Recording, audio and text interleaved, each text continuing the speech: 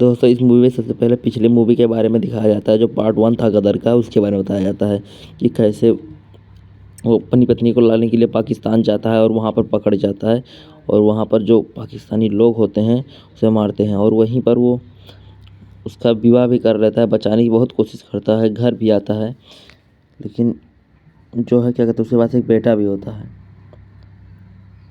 और फिर वो लोग खूब धूमधाम से नाचते हैं और करते हैं। ये आप पिछले पार्ट में देखा था। अब नए पार्ट में हम आपको दिखाने वाले हैं कि इसमें कैसे हुआ।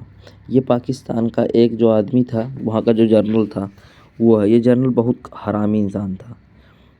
इसी ने हिंदुस्तान पर कब्ज़ा करने के लिए उसको पकड़ा था और उसे पकड़ने के लिए वहाँ पर जनरल डायर से भी इन्होंने बात की कि मैं ये कर दीजिए वो कर दीजिए, लेकिन फिर भी ये भारत सरकार के जनरल थे, इन्होंने इनकी मान रख ली और ये वो इतना बड़ा जोखिम नहीं लेना चाहते थे और वो अपनी पत्नी को बताकर पाकिस्तान को चलने के लिए तैयार हो गया कि मैं पाकिस्तान जाकर अपने भाई को छुड़ाऊंगा, क्योंकि वहाँ भाई उसका फंस चुका था।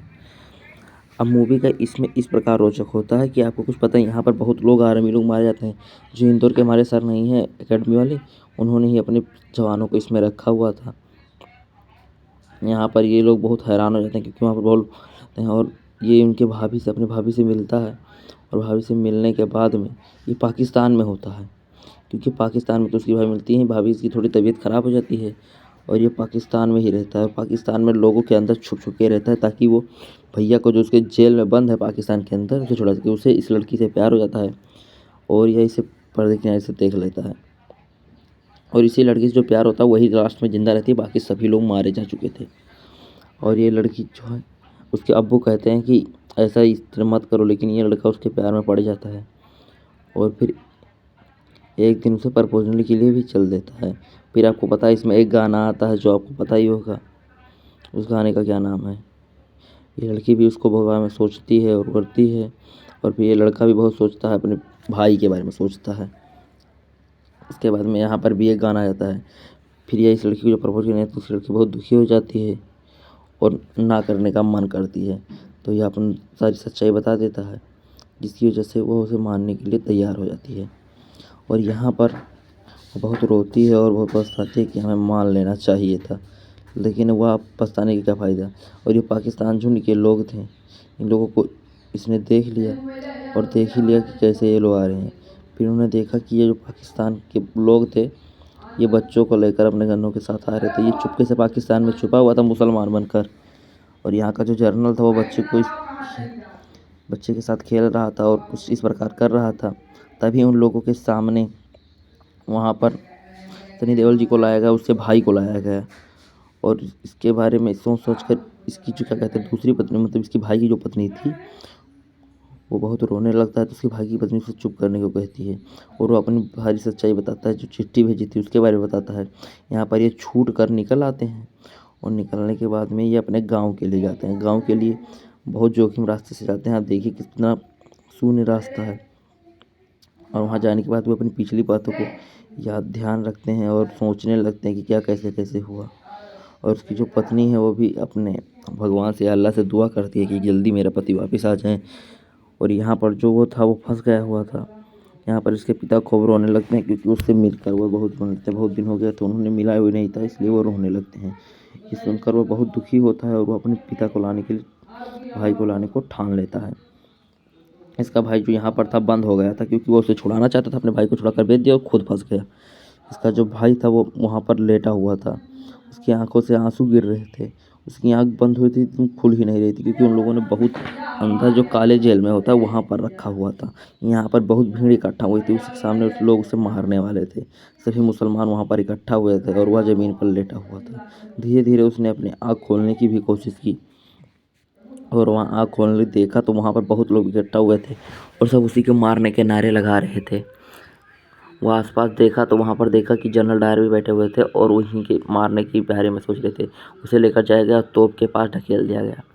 तोप के पास वह खड़ा होकर अपने पिता के बारे में सोचने लगा कि उसके पिता कैसे थे, ये थे, उसके भाई कैसे थे। तब तक जनरल डायर ने उसे मारने का अधिकार भी दे दिया। यहाँ पर उसी समय कुछ समय बाद वहाँ पर सनी देओल जी पहुँच गए और वहाँ पर वही युद्ध के मैदान में वहीं पर लड़ाई होने लगी।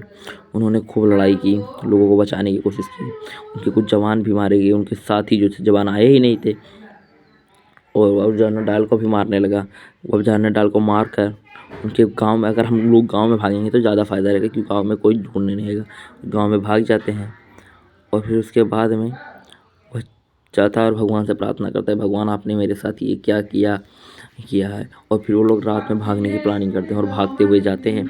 लेकिन वो लोग भाग भाग के आ ही रहे थे, वो नीचे एक पुल के नीचे आ जाते हैं। पुल के नीचे आने पर उन लोगों को पता नहीं था कि वो लोग हेलीकॉप्टर से अभी जग रहे हैं। और जो इसकी भाई की पत्नी थी, उसके परिवार वालों को वो लोग हेलीकॉप्टर से नीचे ढकेलने की धमकी दे देते हैं।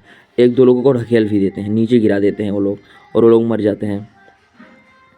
और वह उसके भाई को गिराने की बात करते हैं, लेकिन तब तक वह रोक देती है कि मत गिराओ, मैं इसके लिए तैयार हूँ।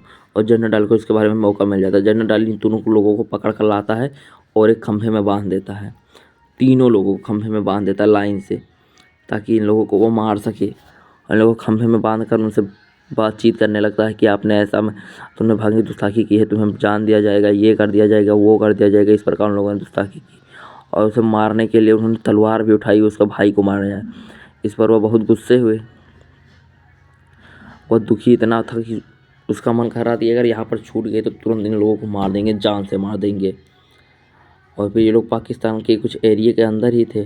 तब तक सनी देओल ने अपनी, जब गुस्सा है, उन्होंने अपनी पूरी, आपने लोगों ने ये सीन देखा है किस प्रकार उन्होंने तोड़ दी थी, पूरा तोड़ कर वो जनरल डायल को एक ही बार में गिरा दिया। उसके बाद में उसके भाई भी बोलने लगे कि करिए करिए भैया, आप करिए करिए।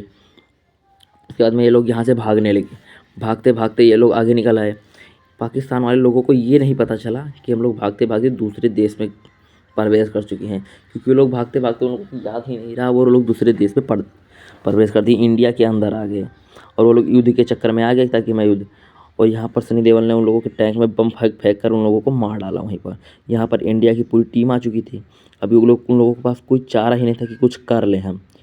वहाँ पर जनरल डायर था जो अकेले खड़ा हुआ था, बाकी सारी पाकिस्तानी सेना थी वो फंस चुकी थी, क्योंकि वो इंडिया की टीम में आ चुकी थी। सारे लोग हाथ ऊपर करके खड़े हो गए।